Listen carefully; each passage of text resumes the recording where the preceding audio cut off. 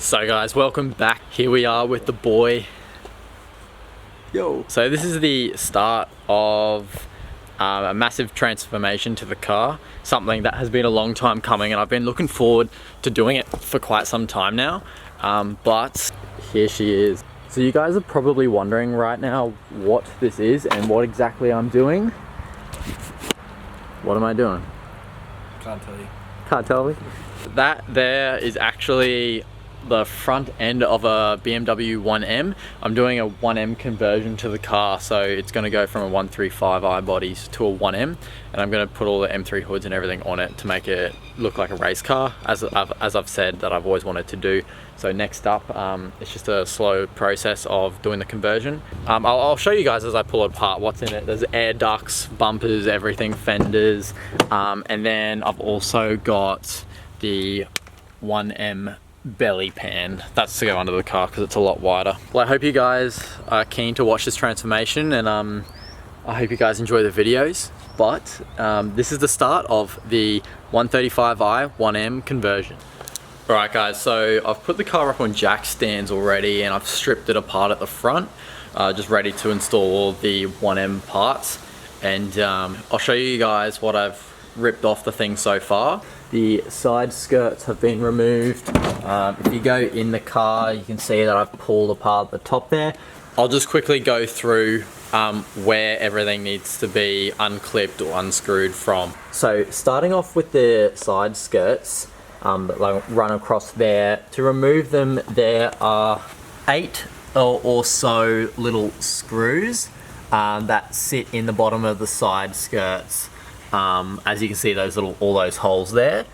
You'll need a little, you'll need a T30 Torx bit to undo them, although I just unscrew them by hand.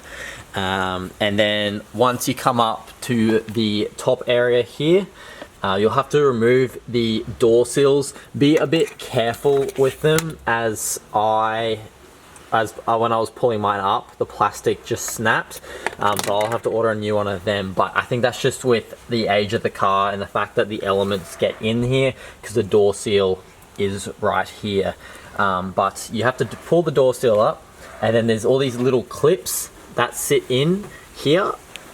So these are the little clips that sit in there. You have to pull the tab up in the middle like that, and then I just pull it completely out, and then this part here just comes out. I've put everything into bags, as you can see. So I've got the fender, skirts, headlight, guard lining, just so you don't get your screws mixed up, as you won't have any idea where they came from. So after that, there are some screws just on the bottom of the fender, which are sitting, when the fender's still on, they're sitting on the bottom of the fender. And then you unscrew them, pull the bracket. That whole side skirt can just be removed. You can just, I think it's best to pull it off from the back and work your way to the front. And just make sure you don't break it while doing so. The easiest way is to manipulate it by opening and closing the door and watching on the inside of the door how the side skirt is, I guess, moving, just so it doesn't get damaged, and then you can pull it off. First off, I started removing the front bumper, because you can see everything from there, and I think that makes the whole job easier. To remove the front bumper on these cars, it's quite simple. There's just 4 screws here. They're T30 Torx. They need to be removed, and this little thing here holds the front bumper on once you remove them. So you can remove everything and undo the front bumper, and then this will still keep it up, and then you pull it up and it comes off quite easy. But I've taken the bottom belly pan off, so the whole underbody of the car is bare. I've removed that. As you guys would probably know, the front bumper screws into that belly pan that runs along the bottom there, but I've removed that belly pan and all the screws that go underneath there, so that frees up the bottom of the bumper. And then once your car's up on the jack stands and you've taken the wheels off, which I would recommend for this job, there's the 3 screws in here. You can't really see because the fender's off, but there's a screw up the very top and then 2 in the wheel well, and that front bumper will just come off. From there, you have the headlight washer. They need to be removed from the headlight brackets, and I've just got them kind of sitting there. Next up, I removed the headlights. So to remove the headlights, it was a bit of a process. Some people say to remove a T30 Torx bolt on the side here that sits up the top of the headlight, but I just removed the brackets that come out here, made it a bit easier, and then these things sit down here, which a bit of the headlight bracket like slides into there, but I just kind of manipulated it to pull it up. But then there's various bolts and stuff to pull the headlight out. It's pretty easy to work out for yourself. There's heaps of videos that will show how to remove them. But the main thing is there's these two screws here. These are T30 Torx as well. Undo those, and a few screws around the back there, and the whole headlight bracket will be able to be removed. And make sure you disconnect the harness as well. So that's the headlights, the headlight brackets, the bumper, and the side guards. So next up, you'll be left with the guard lining and the fenders. So to take off the guard lining, it's quite simple really. There's just heaps of screws on the inside there, and heaps of other little ones, like as you guys can see right there, that actually is like a nut that sits on there. So you just use a 10mm socket on there, and that gets that off. And then you just kind of just pull them off. They come out quite easy. The left side is a lot more simple than the right side, as the windscreen washer bottle actually lives in behind the right fender. It may be different in America or Europe, I'm not too sure, but here in Australia it lives behind the right fender. Along the top of the engine bay on the side, there's these four screws that have to be removed. There's a screw up the front that holds somewhere in there. It's a bit hard. I just figured it'd be easier to kind of just go over it. If you guys have any questions or any difficulties, if you guys are undertaking this job, just comment below, shoot me a message. I'll easily be able to respond and help you guys out. But it is quite a process, and it's a bit hard to film the whole thing, as it would probably be like a 2-hour video. And I don't really want to break down a video so much and post up heaps of things. So this is probably just the easiest way. Yeah, so once they've been removed, there's actually these two holes on a bracket. That has to be accessed from inside the door. So you have to open the door up and get in there. Yeah, I removed the guard lining first because the guard lining actually wraps in over underneath, and kind of it's in the way of accessing bolts and stuff on the fender. So pull them, make sure you pull them off. And the tricky part about this side with the windscreen washer reservoir, it's in the way, and there's just two locations on the fender that have to be unscrewed from the inside of the fender. So that's here and here at the back.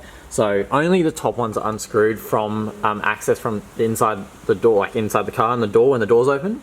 But you'll have to try and manipulate this and move it out of the way, move it up and out. I just kind of disconnected the hose for it, and just trying to pull it out of the way to try and get in there, and then use an extension to get to the back there. That was quite a difficult process. That alone took me like half an hour. It might take some of you literally like 2 minutes, but I had a bit of trouble trying to remove this thing out of the way. So but that's how it is at the moment. The side skirt's off over there as well. These horns need to be relocated. So I think you need to make up like a custom bracket and mount one here and here. So they can be mounted there, because the brake duct kind of comes up through there. So that'll be in the way. And then yeah, everything should be all good from there. Once I relocate those, I'll be able to put the headlight brackets in and mount everything together. Main issue would just be trying to work out these headlight washers, because I think you got to buy new jets, new water dispensers, whatever they are, for the 1M. So I'll have to look at ordering them. But anyway guys, so this is the start of the 1M conversion. I spoke to you guys for a while about trying to make this into a proper track car. It's finally happening, and it's getting along the way. I'm going to do a big reveal, I guess, when it's all done. It's still going to go to the body shop, and the whole car's going to get a respray, and then the rear guards are going to be completely cut up and molded in, because I ordered prior design rear guards for this kit, as it was too expensive to go about ordering an OEM full rear guard. Rear bar I've ordered an OEM stock 1M bar, so that's on the way still. And then I've ordered it's like a Revo Sport Mock carbon fiber rear diffuser. and that's being made at the moment. Same with the side skirt. So those are both carbon fiber pieces. So I'm waiting on them. So as you can see, there's a lot of junk here. Well, that's not junk, that's a new 1M belly pan there. But this is all of the stock parts on the car. I won't mount the rear bumper or the rear. I won't do any of the rear. I'll let the body shop do that. I'll just take the car there, mount the new wheels to the front. These wires need to be reversed to work with the 1M indicators. For some reason, the polarity needs to be reversed. So that's something else I have to do. So these are some more parts that arrived. This is for the windscreen washer jets, as the 135i parts don't work with the 1M bumper. And then I just got the new MHD tuning wireless Wi-Fi adapter there, just so it'll make flash tuning a bit easier. Then this also arrived the other day. This is the Sebin carbon fiber trunk with the ducktail. It looks really, really nice, and I'm quite surprised by how good the quality of it actually is. I'm pretty keen to get this one painted up and chucked on the car, but it's complete carbon fiber. Waiting on the Sebin bonnet to arrive as well. But anyway guys, I hope you like the build, and hope some of you guys enjoy watching the transformation of this car. It will hopefully be done in the next few months after it gets into the body shop stuff. And then from there, I guess it's further work on power upgrades and whatnot. Also going to do that half cage, as I said, as I think that half cage would look pretty epic. Support the journey of the 135.